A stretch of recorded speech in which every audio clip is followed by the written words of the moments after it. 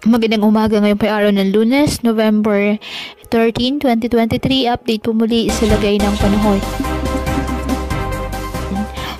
Patuloy pa rin na minomonitor ang isang sama ng panahon na nasa labas ng ating area of responsibility. Ayon sa JMA o Japan Meteorological Agency, isa na po itong ganap na tropical depression o bagyo. Ayon din po sa Pag-asa, posible sa mga susunod na oras ay maging isa na rin itong ganap na bagyo at papangalan itong Kabayan kapag tuluyan na pong pumasok ng ating PAR. Sa ngayon, hindi pa rin po tiyak ang eksaktong dadaanan ng nasabing sama ng panahon at base naman sa ibang weather models, may posibilidad ito na maglandfall sa ating kalupaan at posible dito na mag-record papalayo ng ating bansa. Kaya patuloy lamang tayo na magantabay ng iba nating weather updates at sa updates ng Pag-asa. Sa ngayon, share line po nakaka-apekto sa Central Luzon habang Northeast Monsoon nakaka-apekto sa Northern Luzon.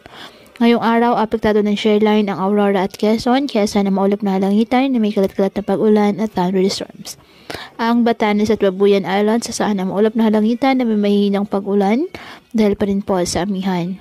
Ang Ilocos Region, Cordillera Administrative Region at nalalabing bahagi ng Cagayan Valley, apektado pa rin po ng nasabing Northeast Monsoon. Ang nalalabing bahagi ng bansa kasama na ang Metro Manila, bahagyang maulap hanggang sa maulap na halangitan with isolated rain showers or thunderstorms dahil po sa share line at localized thunderstorms. Kaya patuloy po na pinag-iingat ang ating mga kababayan sa banta po ng mga pagbaha at pagguho ng lupa at ugaliin po na magdala palagi ng payong o kahit anong panangga sa ulan sa tuwing lalabas po ng ating mga tahanan. At yan po muna ang update sa lagay ng panahon ngayong araw. Muli patuloy po tayo na mag-ingat at palaging tandaan, God loves you. Stay safe and God bless.